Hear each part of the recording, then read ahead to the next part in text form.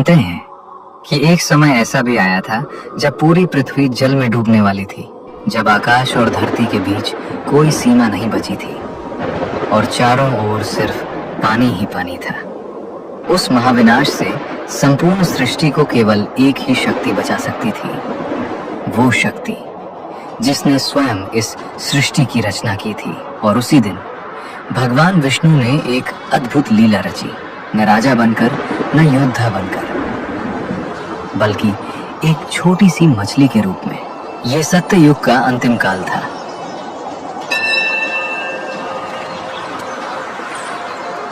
धर्म अब भी जीवित था, लेकिन अधर्म की छाया धीरे धीरे गहराने लगी थी। धरती पर एक धर्मनिष्ठ राजा थे, राजा सत्यव्रत, जो न केवल राज्य चलाते थे, प्रभु का स्मरण भी करते थे।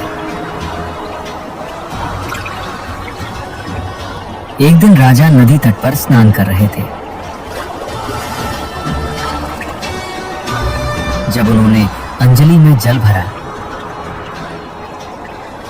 तभी उनकी हथेलियों में एक नन्ही सी मछली तड़प उठी और फिर एक करुण स्वर गूंजा, राजन, मेरी रक्षा कीजिए, यह जल मेरे लिए सुरक्षित नहीं है। राजा का हृदय द्रवित हो उठा। उन्होंने उस मछली को अपने कमंडल में रख लिया। उन्हें क्या पता था कि यह कोई साधारण जीव नहीं, बल्कि स्वयं नारायण की लीला थी।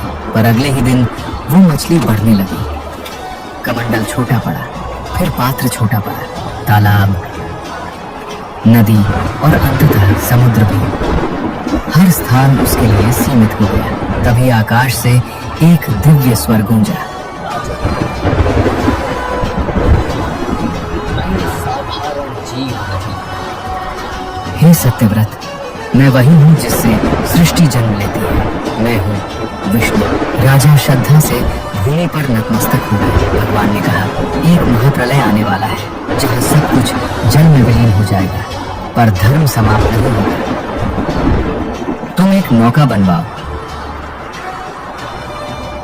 जिसमें सप्तऋषि, जीवन के बीज, औषधियां और वेदों का ज्ञान सुरक्षित रहे। लेकिन इस विनाश के पीछे एक अंधकार था, एक असुर, हयग्रीव, जिसने ब्रह्मा की समाधि का लाभ उठाकर वेदों को चुरा लिया। ज्ञान के लुप्त होते ही अज्ञान फैलने लगा और प्रलय अपरिहार्य हो गया। फिर वो दिन आया, सूर्य लुप्त हो गया, आकाश काला पड़ गया, धरती डूबने लगी। हर ओर केवल जल का साम्राज्य था। तभी जल के गर्भ से प्रकट हुए भगवान विष्णु अपने मत्स्य अवतार को। स्वर्णिम शरीर, तेजस्वी नेत्र और मस्तक पर दिव्य सींग। राजा ने नौका को उस सींग से बांध दिया, पर यात्रा अधूरी थी। समुद्र की गहराइयों में हयग्रीव अब भी छिपा था।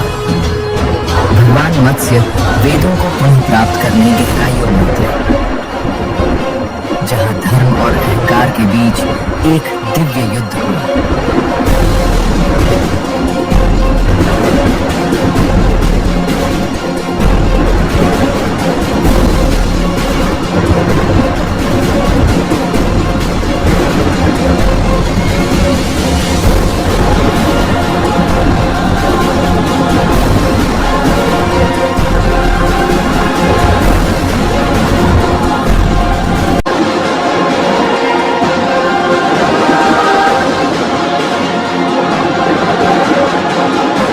अंततः अधर्म पराजित हुआ,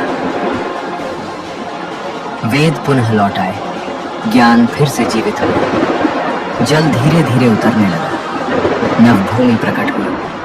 भगवान बोले, आज से तुम मनु हो, नए युग के प्रथम पथ प्रदर्शक। और इसी के साथ एक नई सृष्टि का आरंभ हुआ।